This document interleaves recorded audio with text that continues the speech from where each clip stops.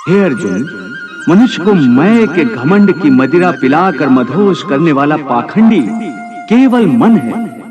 उसके हाथों में मोह माया का जाल है, जिसे वो मनुष्य की कामनाओं पर डालता रहता है और उसे अपने वश में करता रहता है। ये मन शरीर से भी मोह करता है, अपनी खुशियों से भी मोह करता है और अपने दुखों से भी। खुशियों में खुशियों से भरे गीत गाता है, तो दुख में दुख भरे गीत गुनगुनाता है। अपने दुख में दूसरों को शामिल करके उसे खुशी होती है। किसी भी प्राणी को उसका मन जीवन के अंत तक अपने जाल से निकलने नहीं देता। रस्सी में बांधकर उसे तरह तरह के नाच नचवाता रहता है।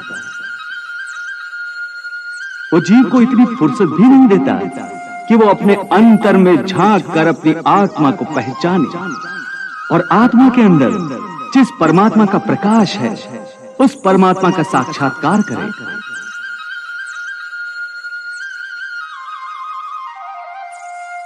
हे पार्थ, प्राणी के लिए आवश्यक है कि प्राणी अपने मन को काबू में करके अपने अंतर में झांक कर आत्मा को देखे।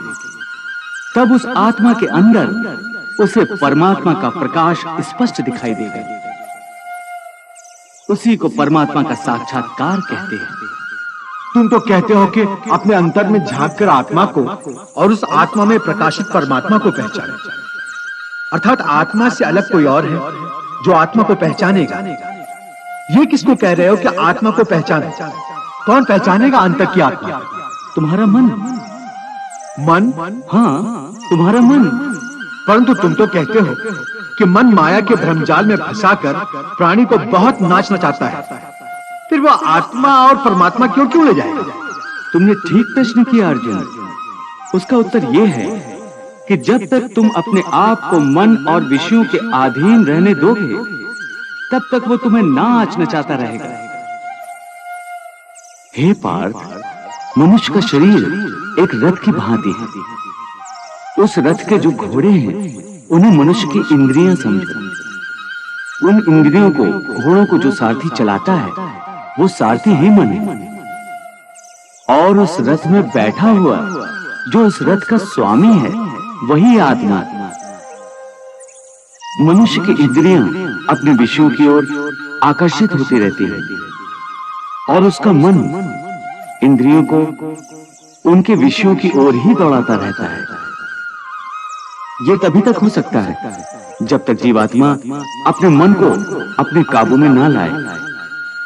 जब तक मन काबू में नहीं आएगा, वो इंद्रियों को उनके विषयों की ओर ही दौड़ाता रहेगा। विषय उनको बुलाते हैं, इंद्रियां उनकी तरफ भागती हैं और मन जीवात्मा की परवाह किए बगैर रथ को उस ओर लिए जाता है। परंतु जब तुम स्वयं मन के अधीन न रहकर मन को अपने अधीन कर लोगे, तो वही मन एक अच्छे सारथी की तरह तुम्हारे शरीर रूपी रथ को सीधे प्रभु के चरणों में ले जाएगा। इसीलिए मैंने कहा था कि मनेव मनुष्याणाम कारण बंधन मोक्षेय। अर्थात यदि मन तुम्हारा स्वामी है और तुम उसके अधीन हो, तो वो तुम्हें माया के बंधन में जकड़ता रहेगा। और जब तुम मन पर काबू पा लोगे और उसके स्वामी हो जाओगे, तो वही मन तुम्हें मोक्ष के द्वार तक ले जाएगा।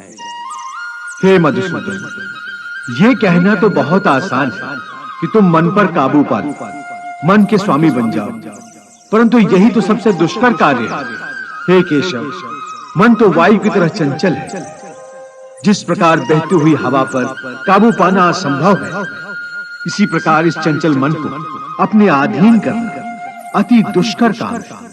हे अर्जुन, तुम्हारा यह कहना सत्य है कि मन अति चंचल है। उसे अपने वश में करना बहुत मुश्किल है। मुश्किल है जनार्दन, असंभव है। नहीं अर्जुन, मुश्किल अवश्य है, परंतु असंभव नहीं है। तुम्हारा कहना है कि मन को वश में करने का कोई तरीका, कोई साधन भी है? अवश्य है। क्या है वो तरीका? असंशयम महाबाहो मनो दुर्निग्रहम चलम अभ्यासेन तु कौन्ते वैराग्येण च गृह्यते। अर्थात मन को वश में करने के लिए उस पर 2 तलवारों से प्रहार करना पड़ता है। एक तलवार अभ्यास की है और दूसरी तलवार है वैराग्य की। अभ्यास और वैराग्य? हाँ, अभ्यास और वैराग्य। देखो अर्जुन, अभ्यास का अर्थ है निरंतर अभ्यास। मन को एक काम पर लगा दो, वो वहां से भागेगा, उसे पकड़ कर लाओ, वो फिर भागेगा, उसे फिर पकड़ो। ऐसा बार बार करना पड़ेगा। जैसे घोड़े का नवजात शिशु एक क्षण के लिए भी स्थिर नहीं रहता, क्षण क्षण में इधर उधर फुदकता रहता है।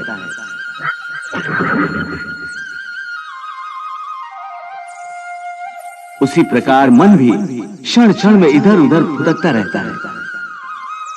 एक चंचल घोड़े की तरह मन भी बड़ा चंचल होता है, और ऐसे चंचल मन को काबू करना उतना ही कठिन है जैसे किसी मुंहजोर घोड़े को काबू करना। ऐसे घोड़े को काबू करने के लिए सवार जितना जोर लगाता है, घोड़ा उतना ही विरोध करता है और बार बार सवार को ही गिरा देता है। परंतु यदि सवार दृढ़ संकल्प हो तो अंत में वो उस सरकश घोड़े पर सवार हो जाता है। बस फिर वही घोड़ा सवार के इशारे पर चलता है। उसी प्रकार मन को भी नियंत्रण की रस्सी में बांधकर बार बार अपने रास्ते पर लाया जाता है, तो अंत में वो अपने स्वामी का कहना मानना शुरू कर देता है। इसी को कहते हैं अभ्यास की तलवार चलाना। जब अभ्यास की तलवार से ही मन ठीक रास्ते पर आ जाए, फिर वह दूसरी वैराग्य की तलवार की क्या आवश्यकता है? उसकी आवश्यकता इसलिए है कि एक बार ठीक रास्ते पर आ जाने के बाद मन फिर से उल्टे रास्ते पर न चला जाए, क्योंकि उल्टे रास्ते पर इंद्रियों के विषय उसे सदा ही आकर्षित करते रहेंगे। मिथ्या, भोग, विलास और काम की तृष्णा उसे फिर अपनी ओर खींच सकती है। इसलिए मन को यह समझना जरूरी है कि वो सारे विषय भोग मिथ्या हैं, असार हैं, योग माया के द्वारा उत्पन्न होने वाले मोह का भ्रम है। मन जब इस सत्य को समझ लेगा तो उसे विषयों से मोह नहीं रहेगा, बल्कि उससे वैराग्य हो जाएगा। और यही वैराग्य की तलवार का काम है कि वो विषयों के मोह को काट के मन को सन्यासी बना देती है। हे केशव, ये जो तुम वैराग्य की बात करते हो, ये तो तभी आ सकता है जब प्राणी को आपकी इस बात पर विश्वास हो जाए कि ये सारा जगत वास्तव में मिथ्या है, नश्वर है, परंतु आपकी माया के प्रभाव से वो सत्य जान पड़ता है। इस परम सत्य के ज्ञान पर विश्वास हो जाए तभी तो वैराग्य होगा। बिल्कुल, ज्ञान ही मनुष्य के हृदय में वैराग्य पैदा कर सकता है, और वही सच्चा ज्ञान मैं तुम्हें प्रदान कर रहा हूं। तुम तो प्रदान कर रहे हो कृष्ण, परंतु मेरा मन उसको ग्रहण क्यों नहीं कर रहा? क्योंकि अभी तक तुम मोह और भ्रम के अंधकार से बाहर नहीं निकले, इसलिए तुम उस ज्ञान को ग्रहण करने में असमर्थ हो।